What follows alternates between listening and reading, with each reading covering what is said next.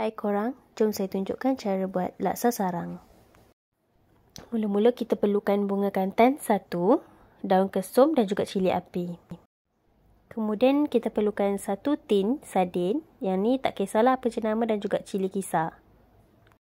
Untuk bahan hidangan kita memerlukan bawang besar, timun boleh potong secara memanjang, cili api dan juga limau kasturi. Masukkan 1 tin sardin berserta dengan kuah dia ke dalam blender. Masukkan semua. Okey, dan juga masukkan cili api yang ni ikut kepada kepedasan korang lah. Kemudian masukkan cili kisar dalam 3 sudu besar.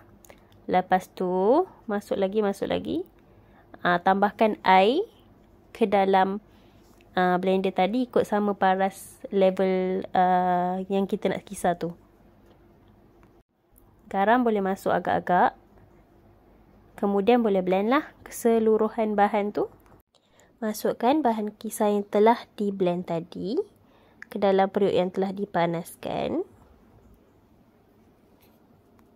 Tambahkan air ikut cita rasa korang. Nak pekat ke, nak cair ke, boleh masukkan air lah.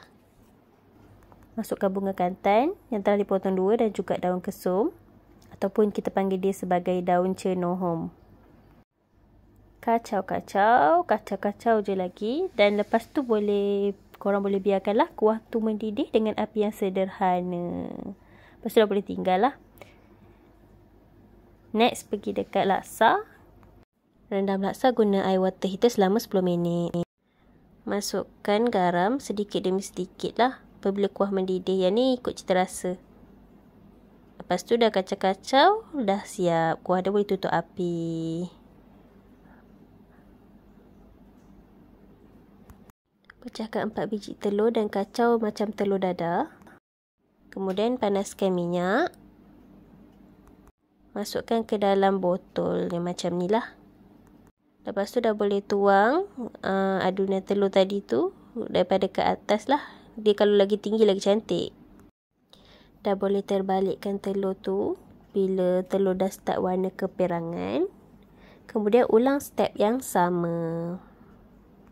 Next, dah boleh angkat dan toskan telur tadi ke dalam pinggan. Okey, ini contoh telur sarang yang dah siap. Thanks for watching. Jangan lupa subscribe and bye.